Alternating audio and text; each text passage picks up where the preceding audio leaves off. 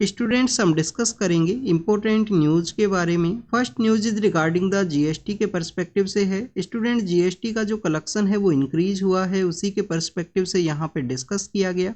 जब भी जीएसटी के बारे में मेंशन किया जाता है तो आपको यूपीएससी के एग्जाम के पर्सपेक्टिव से कुछ बेसिक इन्फॉर्मेशन है वो ज़रूर से होना चाहिए। स्टूडेंट जुलाई 2017 के समय इसको इम्प्लीमेंट किया गया था। हमारे डोमेस्टिक सेक्टर के अंदर जो गुड्स एंड सर्विस है उसके ऊपर इसका जो एप्लीकेशन है वो आपको देखने के लिए मिलता है। आप देखिए कि जीएसटी के द्वारा इंडिया के जितने भी इनडायरेक्ट टैक्सेस हैं उनको सब्स्यूम किया गया था जुलाई 2017 के समय में, और इसी जीएसटी को एक as a destination based taxation के रूप से भी जाना जाता है। तो इस तरीके का जो बेसिक इन्फॉर्मेशन है वो आपको ज़रूर से होना चाहिए।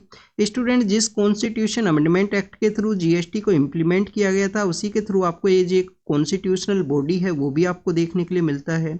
आप देखिएगा आर्टिकल 279A के थ्रू में एक कॉन्स्टिट्यूशनल बॉडी है उसको क्रिएट किया गया था जिसको कि हम जीएसटी काउंसिल के रूप से जानते हैं। जीएसटी काउंसिल को हमारे जो फाइनेंस मिनिस्टर हैं उनके द्वारा चेयर किया जाता है। और आप देखिए कि जीएसटी काउंसिल के अंदर स्टेट्स को जो वोटिंग पावर है वो आपको 2/3 वोटिंग पावर है वो स्टेट्स का आपको देखने के लिए मिलेगा। 1/3 जो वोटिंग पावर है वो यहाँ पे सेंटर को देखने के लिए मिलता है जीएसटी काउंसिल के अंदर में। तो स्टूडेंट्स ये जीएसटी के पर्सपेक्टिव से जीएसटी काउंसिल के रिगार्डिंग में कुछ बेसिक इन्फॉर्मेशन था जिसे हमने यहाँ पे रीड किया। अब आपके लिए यहाँ पे एक होमवर्क है जो आपको कमेंट सेक्शन के अंदर बताना है।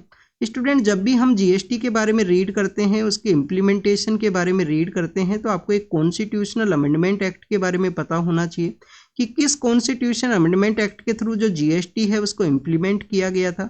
तो उसके बारे में आप ज़रूर से बताना कमेंट सेक्शन के अंदर में। आप देखिए कि बेसिकली आपको ये जो 4 कॉन्स्टिट्यूशन अमेंडमेंट एक्ट है, एक तो आपको 99 देखने के लिए मिलता है, एक आप देखिए कि 100 कॉन्स्टिट्यूशन अमेंडमेंट एक्ट है, 101 है, 102 है।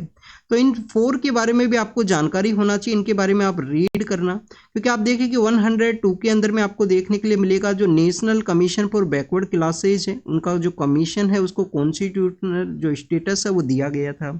अर्लियर फेज के अंदर ये कॉन्स्टिट्यूशनल बॉडी नहीं हुआ करता था, बाद में 102 के थ्रू जो कॉन्स्टिट्यूशनल स्टेटस है वो आपको देखने के लिए मिलता है।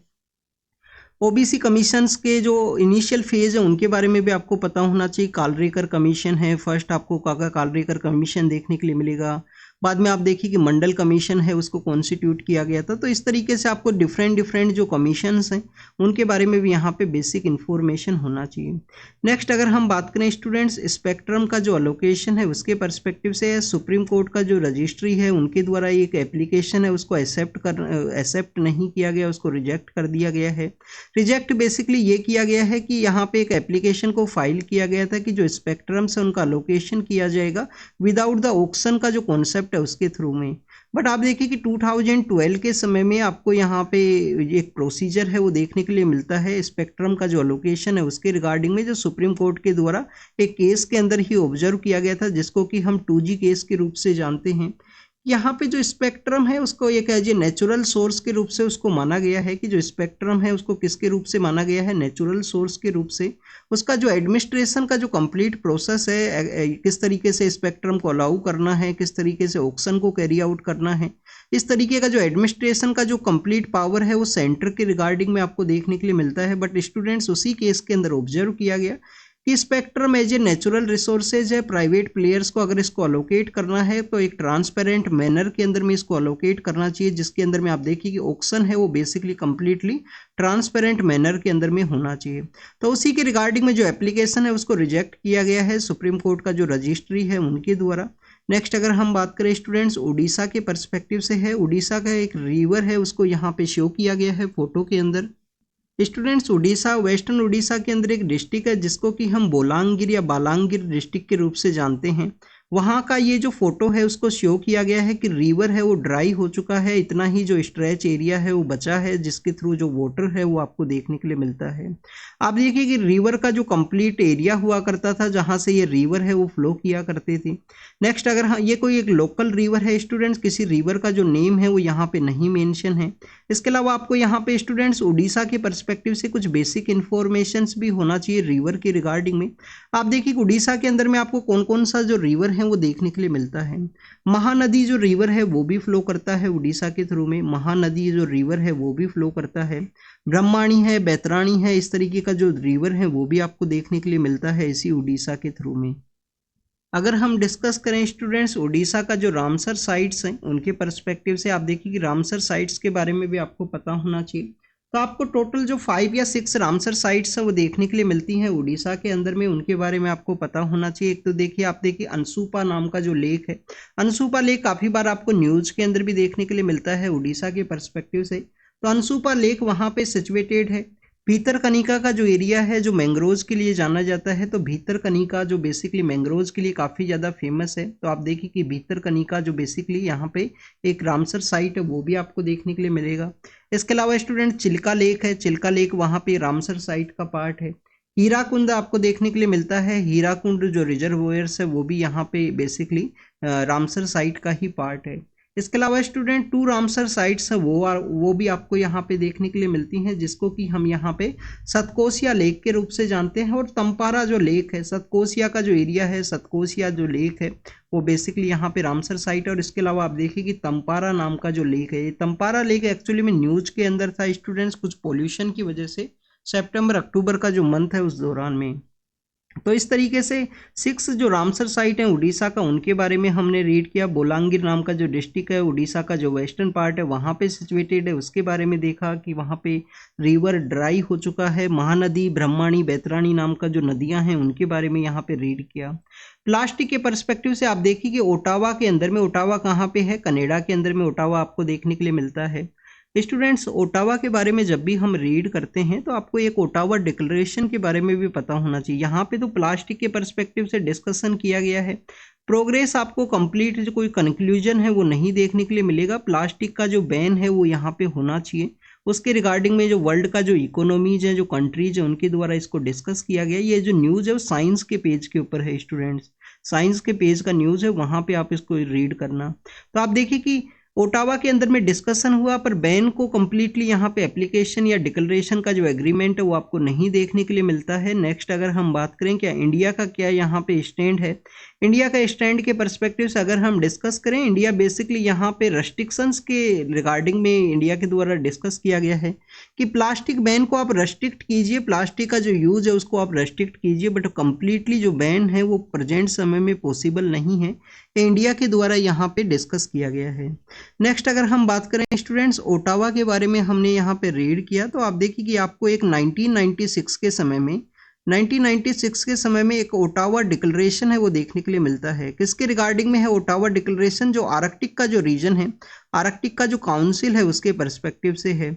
अब आर्कटिक काउंसिल के बारे में जब भी रीड किया जाता है तो आपको जो कंट्रीज हैं उनके बारे में भी पता होना चाहिए। याद करने का तो तरीका है, फाइंड्स के नाम से यहाँ पे आप इसको याद कर सकते हो। फिनलैंड है, आइसलैंड है, नॉर्वे है, डेनमार्क है, स्वीडन है। फिनलैंड, आइसलैंड, नॉर्वे, डेनमार्क और स्वीडन है। इसके अलावा आप देखिए कि 3 कंट्रीज और आपको यहाँ पे देखने के लिए मिलेगा।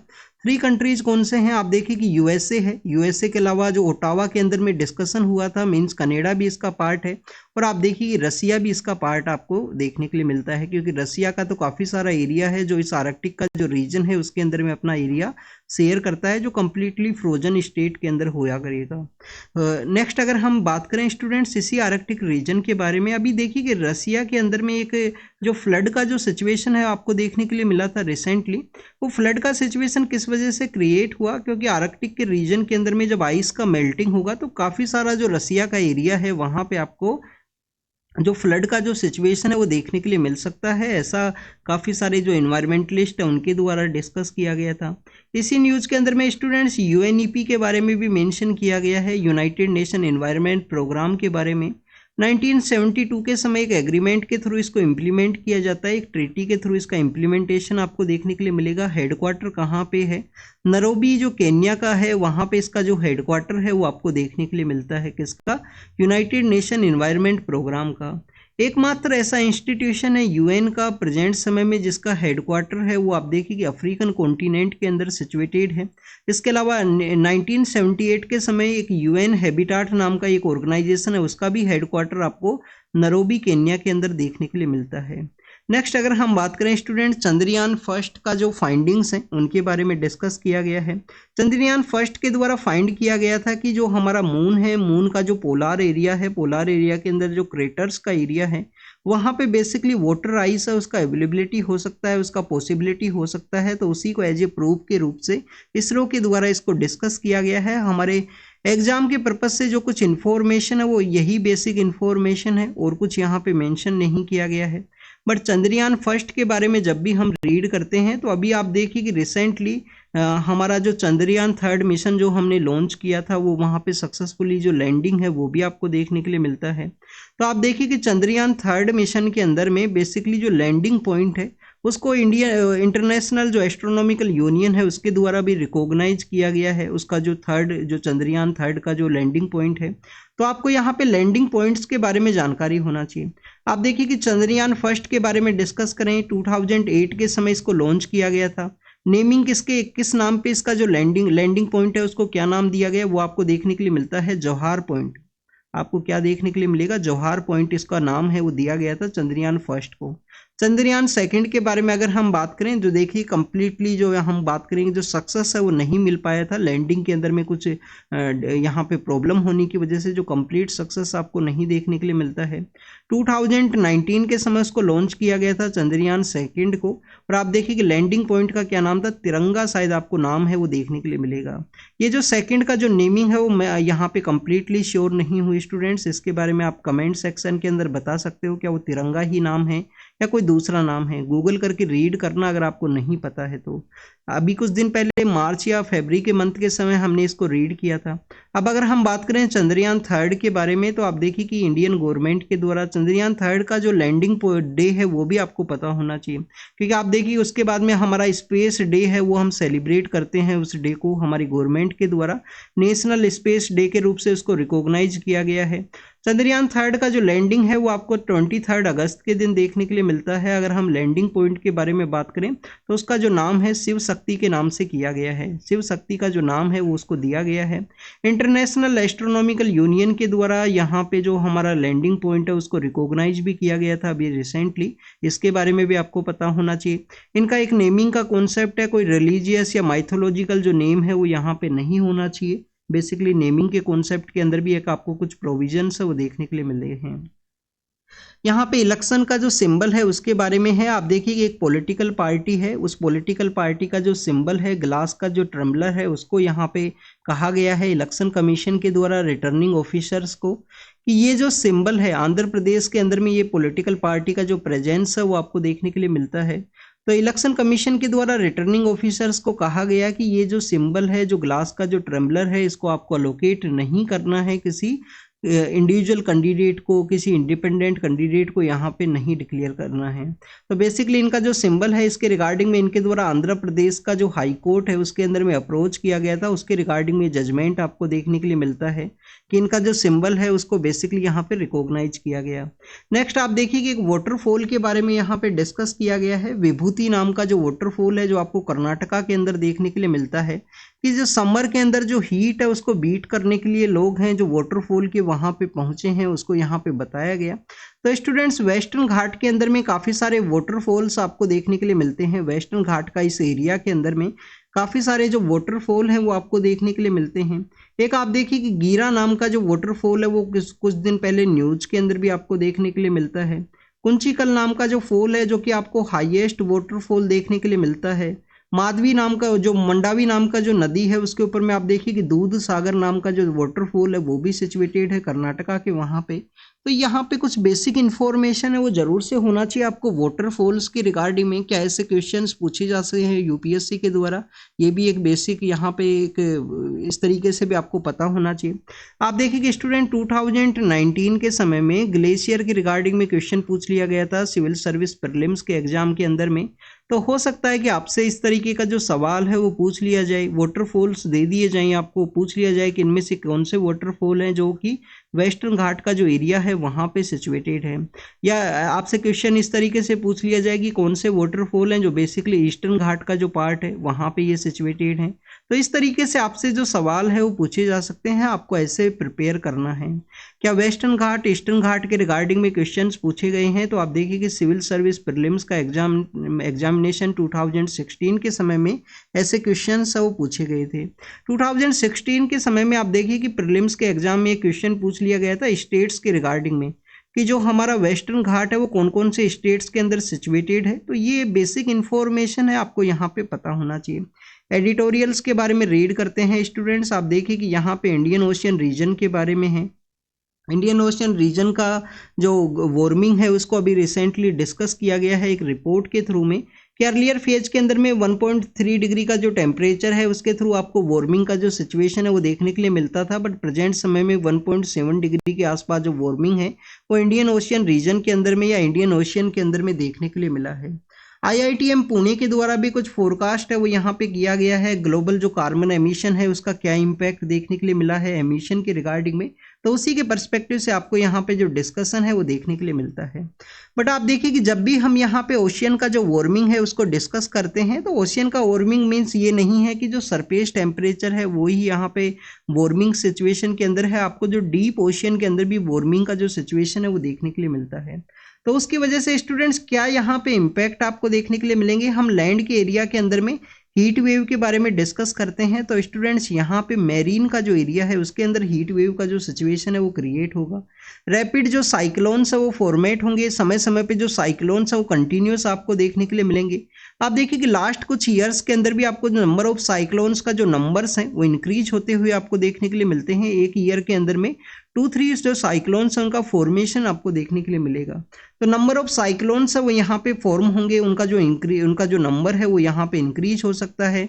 मैरीन एरिया के अंदर जो हीट वेव का जो सिचुएशन है वो देखने के लिए मिलेगा। मैरीन एरिया के अंदर अगर हीट वेव का सिचुएशन क्रिएट होगा तो वहाँ पे आपको जो कोरल का जो ब्लीचिंग है वो देखने के लिए मिलेगा। हमारा जो फिशिंग का जो एक्टिविटी है उसके ऊपर भी जो इम्प्लीमेंटेशन है उसके ऊपर भी जो इम्पैक्ट है वो देखने के लिए मिलेगा।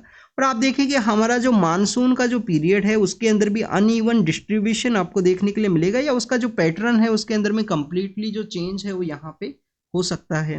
तो इसके लिए बेसिकली क्या करना चाहिए, इसका क्या यहाँ पे सॉल्यूशन होना चाहिए। इंडियन ओशियन रीजन के जो कंट्रीज सिचुएटेड हैं उनको बेसिकली एक एसोसिएशन को फॉर्म करना चाहिए जिससे कि यहाँ पे जो ओशियन का जो वार्मिंग है उसको रोका जा सके। क्योंकि आप देखिए अगर साइक्लोन्स फॉर्म होंगे तो हर एक कंट्री को उसका इम्पैक्ट है वो देखने के लिए मिलेगा।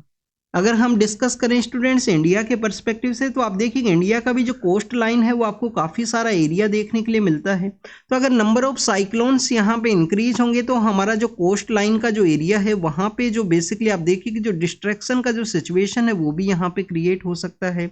उसका इकोनॉमी के ऊपर इम्पैक्ट देखने के लिए मिलेगा। कोस्टल एरिया के अंदर जो रहने वाली जो कम्युनिटीज हैं जिनका लाइवलीहुड फिशिंग के ऊपर डिपेंड है, वहाँ पे जो रहने वाले लोग हैं उनका जो बेसिक जो एम्यूनिटीज़ है उनके ऊपर डिस्ट्रैक्शन का जो सिचुएशन है वो देखने के लिए मिल सकता है। तो एक एसोसिएशन को फॉर्म करना चाहिए जिससे कि यहाँ पे इसका जो बेसिकली कंट्रोल किया जा सके, जो हीटिंग है उसको रोका जा सके। एमिशन का जो टॉक्स है उनके थ्रू कोई भी यहाँ पे इम्प्लीमेंटेशन है वो नहीं देखने के लिए मिलेगा कि उसके थ्रू कुछ चेंज होगा, उसका जो वार्मिंग सिचुएशन है वो रिड्यूस होगा, तो उसका इम्प्लीमेंटेशन आपको नहीं देखने के लिए मिलेगा। एनिमल प्रोटेक्शन बिल के बारे में यहाँ पे डिस्कस किया गया है। आप देखिए कि एक और एडिटोरियल था जिसके अंदर इकोनॉमिक इनइक्वालिटी के बारे में डिस्कस किया गया था। इकोनॉमिक इनइक्वालिटी के बारे में अभी एक रिपोर्ट है 1922 के समय से लेकर और हमारा जो प्रेजेंट 2022 तक का जो समय है उसके अंदर इकोनॉमिक इनइक्वालिटी कैसा है उसके बारे में बताया गया। कि आप देखिए कि यहाँ पे बताया गया है कि हमारा जो 1% पॉपुलेशन है उसके पास में आपका जो टोटल 40% वेल्थ है वो देखने के लिए मिलता है।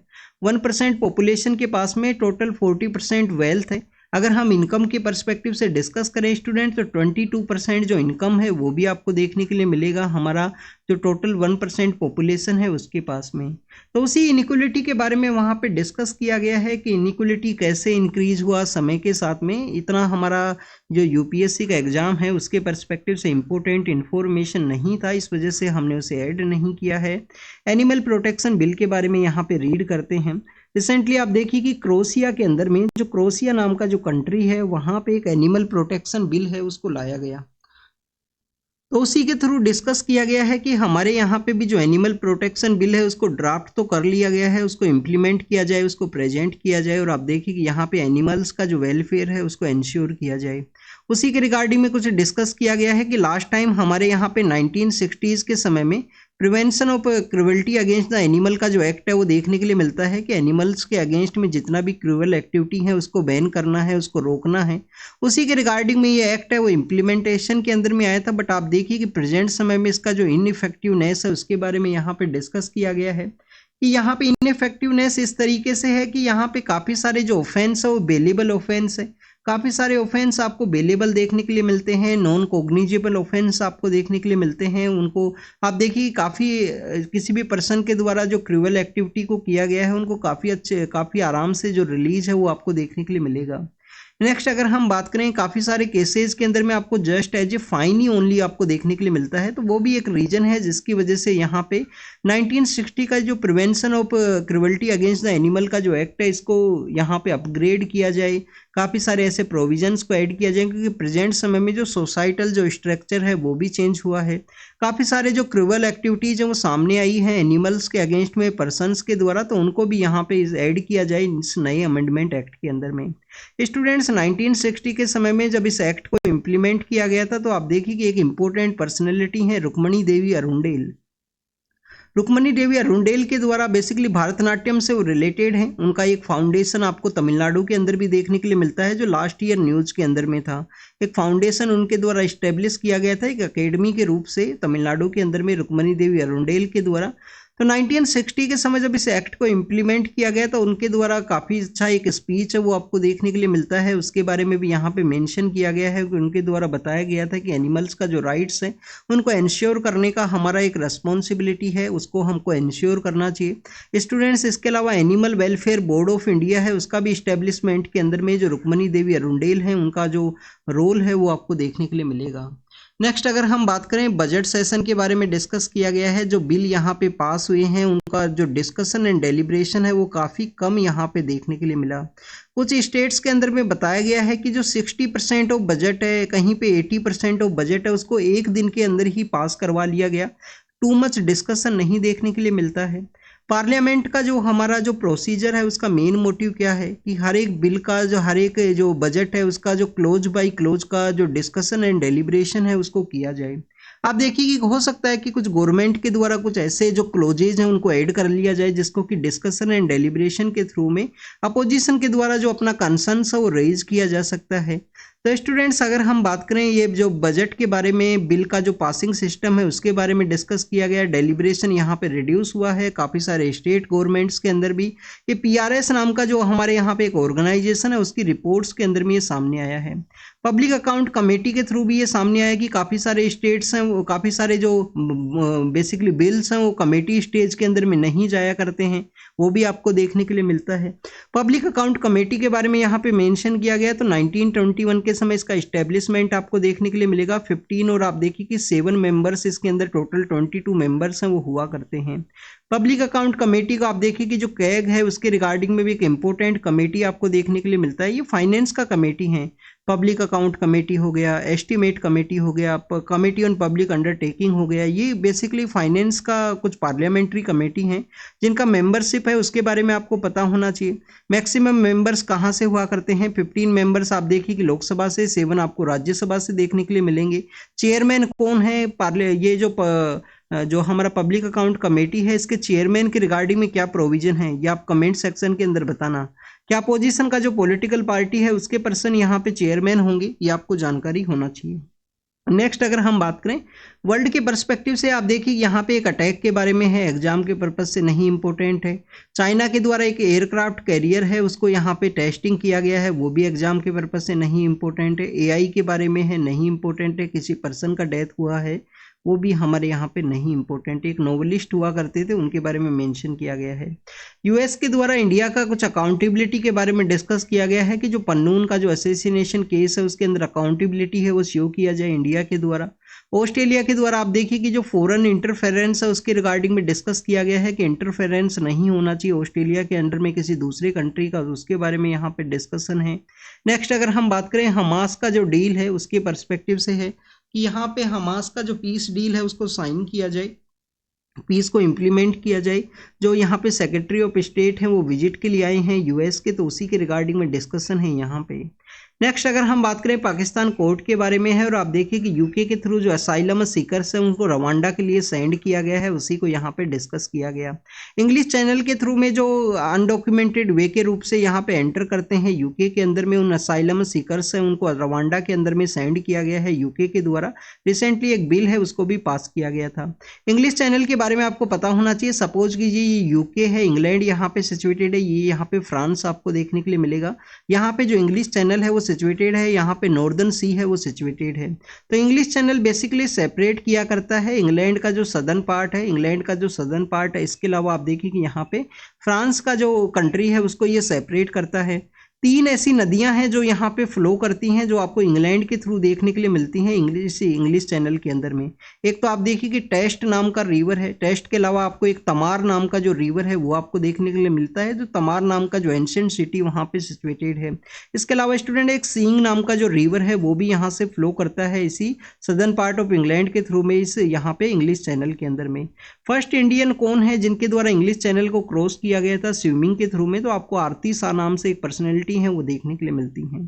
तो this is all the information related to the today's newspaper. आप इसको रीड कीजिए, रिवाइज कीजिए, जो भी इंफॉर्मेशन आपको मिला हो उसको नोट डाउन कीजिए। Thank you students, thank you very much.